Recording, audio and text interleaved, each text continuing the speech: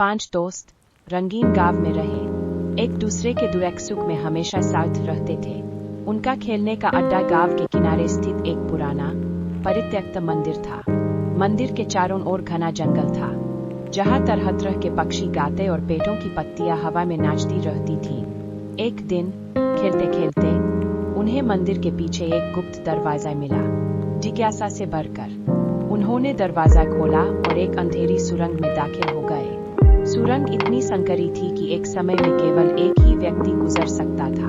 हवा में एक अजीब सी ठंडक थी और चारों ओर से अजीब सी आवाजें आ रही थी। थोड़ी दूर चलने के बाद वे एक विशाल गुफा में पहुंचे।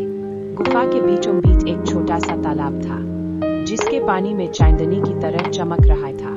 तालाब के किनारे एक प्राचीन सी पत्थर की कुर्सी रखी हुई थी। उत्सुकतावश राजू कुर्सी पर बैठ गया। उसी क्षण गुफा की दीवारों पर रंग बिरंगी तस्वीरें दिखाई देने लगी। तस्वीरें गांव की थीं, पर कई साल पुरानी। उन्होंने देखा कि उनकी दादी नानी के जमाने में गांव कैसा था।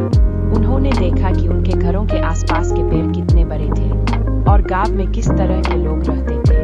हर तस्वीर एक कहानी कह रही थी, गांव के इतिहास की एक झलक दिखा रही थी। पांचों दोस्त मंत्रमुग्ध होकर तस्वीरों को देखते रहे। कुछ देर बाद तस्वीरें धुंधली होने लगीं और फिर गायब हो गईं। उन्हें एहसास हुआ कि उन्हें वापस जाना होगा।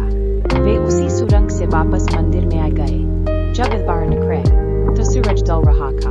उन्होंने गुप्त दरवाजा बंद कर दिया और अपने घरों की ओर चल दिए। उस दिन के बाद पांचों दोस्तों के लिए वह गुप्त दरवाजा और गुफा एक रेहे से बनी रही। लेकिन हर बार जब वे उस मंदिर के पास से गुजरते तो उन्हें उस गुफा की याद आती और उन्हें अपने गांव के इतिहास की एक नई समझ मिली। उन्हें एहसास हुआ कि उनकी गांव की छोटी सी जगह में कितनी बड़ी कहानियां छिपी हुई